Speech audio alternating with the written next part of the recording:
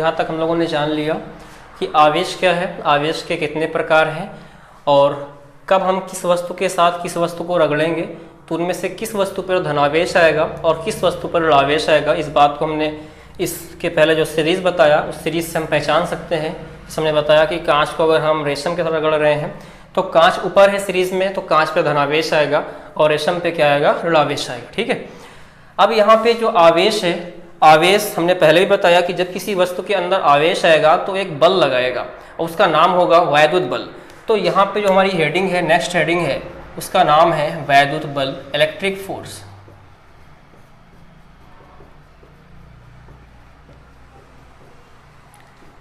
तो वैद्युत बल क्या होता है, ध्यान जैसे अगर पृथ्वी है, पृथ्वी के अंदर केवल द्रव्यमान है, द्रव्यमान है तो द्रव्यमान कौन सा फोर्स लगाते हैं, गुरुत्वाकर्षण बल। जैसे पृथ्वी हर चीज को अपनी तरफ खींचती है, अट्रैक्ट करती है, और किस बल से अट्रैक्ट करती है तो गुरुत्वाकर्षण बल मतलब अट्रैक्शन फोर्स से अट्रैक्ट करती है। ठीक वैसे ही अगर किसी वस्तु के अंदर आवेश है, चार्ज है, तो चार्ज कौन सा फोर्स लगाएगा, इलेक्ट्रिक फोर्स। तो यहाँ पे इस बात को हम ऐसे लिखेंगे कि आवेशों के बीच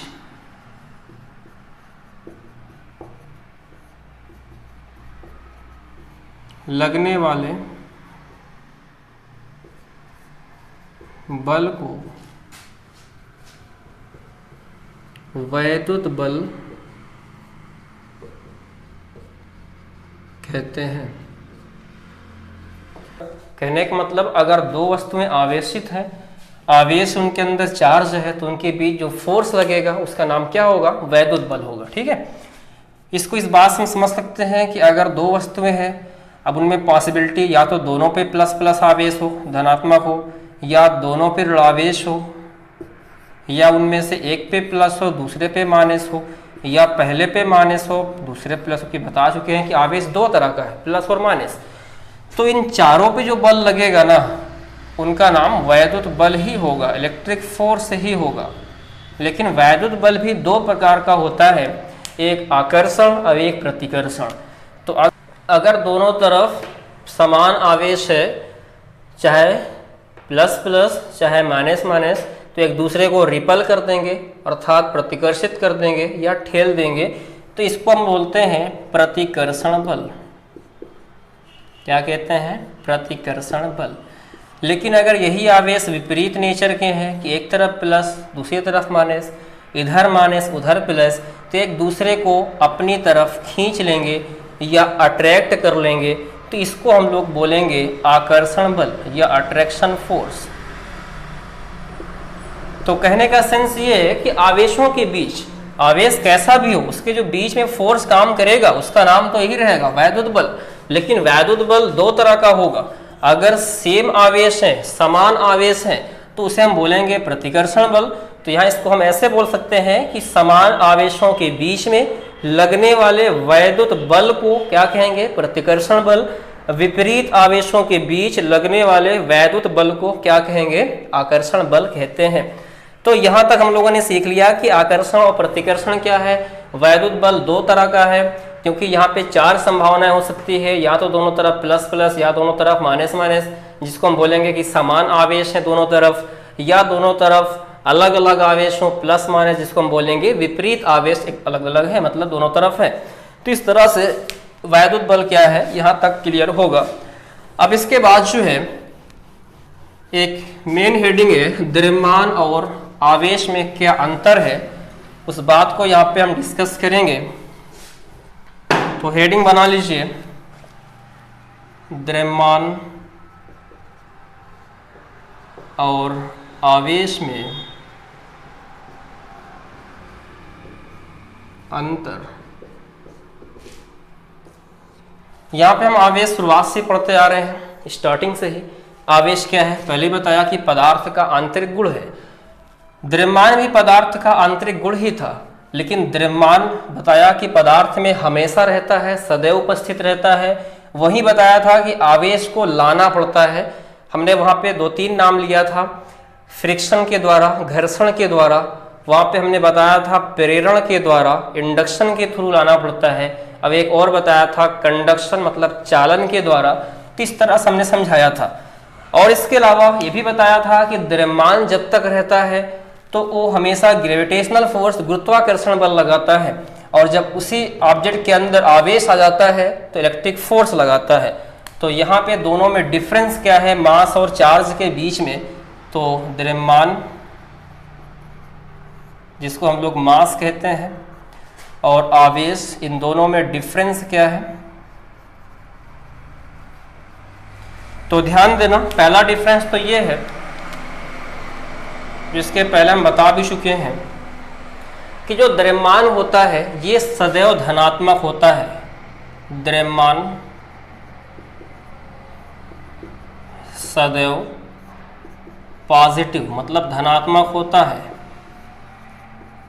जैसे कोई वस्तु है उसका द्रव्यमान 5 किलोग्राम है, 10 किलोग्राम है, 15 किलोग्राम है, लेकिन कभी ऐसा नहीं हो सकता कि कोई वस्तु का द्रव्यमान -7 किलोग्राम हो, -6 किलोग्राम, उस तरह से कभी नहीं हो सकता है। तो द्रव्यमान हमेशा किस में पाया जाता है, पॉजिटिव क्वांटिटी में, मतलब धनात्मक में। लेकिन अभी हमने समझाया था कि जो आवेश होता है वो दोनों तरह का हो सकता है। आवेश पॉजिटिव धनात्मक और नेगेटिव ऋणात्मक दोनों हो सकता है।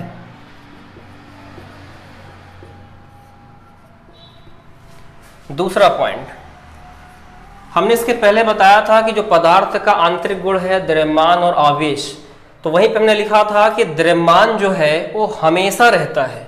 अगर कोई पदार्थ है, क्योंकि पदार्थ की परिभाषा ही है ना कि ऐसी वस्तुएं जिनके अंदर द्रव्यमान होता है वो स्थान घेरती हैं, तो पदार्थ है तो द्रव्यमान तो हमेशा रहेगा। तो द्रव्यमान क्या है,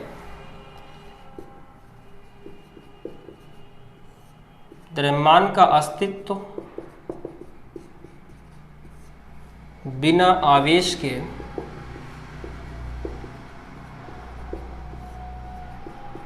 संभव है।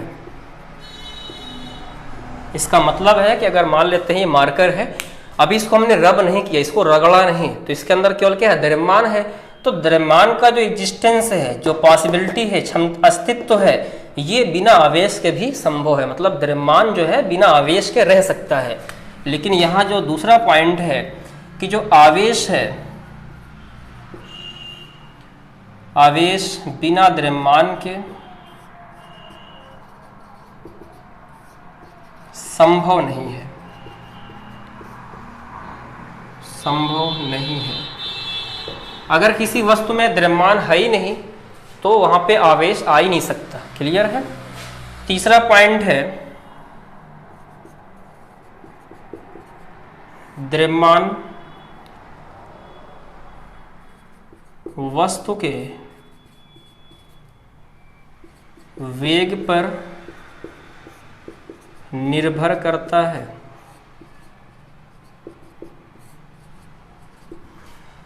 जैसे एक फॉर्मूला पढ़ाया जाता है, ध्यान देना, ये बहुत ही फेमस फार्मूला है 11th में, m=m0/1 - v² इसमें m0 क्या है या m0 क्या है, इसको बोलते हैं विराम द्रव्यमान।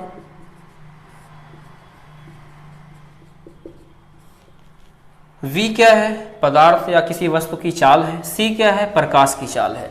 तो यहाँ पे ध्यान देना, जब कोई वस्तु रुकी रहती है और जब कोई वस्तु गति करती है तो मोशन के टाइम या गति के टाइम, ठीक है, उस वस्तु का जो द्रव्यमान होता है वो घट जाता है।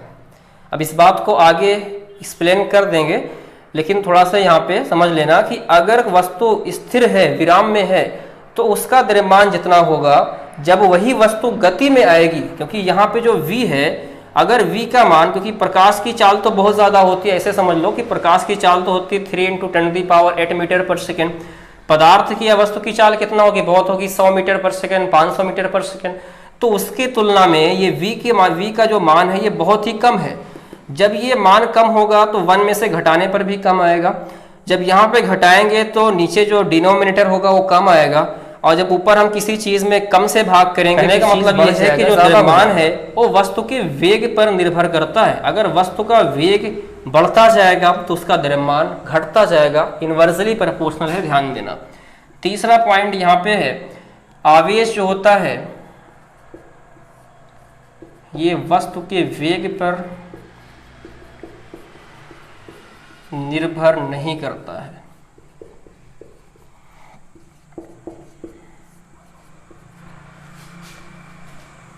तो यहाँ तक क्लियर है। पहला पॉइंट है कि आवेश द्रव्यमान सदैव पॉजिटिव होता है, आवेश दोनों हो सकता है, धनात्मक ऋणात्मक। दूसरा पॉइंट है द्रव्यमान का अस्तित्व बिना आवेश के संभव है, लेकिन दूसरा वहाँ पे आवेश बिना द्रव्यमान के संभव नहीं है। तीसरा है कि द्रव्यमान वस्तु के वेग पर निर्भर करता है, लेकिन आवेश वस्तु के वेग पर निर्भर नहीं करता है। फोर्थ नंबर है, द्रव्यमान किसी वस्तु पर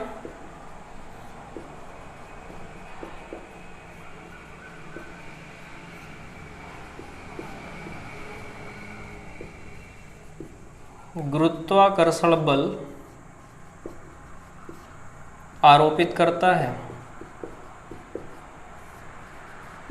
इसका मतलब है कि जब उसके अंदर द्रव्यमान होगा तो कौन सा फोर्स लगाएगा? Gravitational force. नेक्स्ट पॉइंट यहाँ पे है, फोर्थ नंबर है, आवेश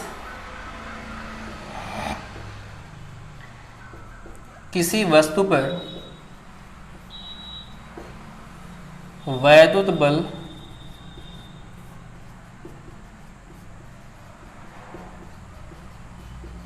आरोपित करता है।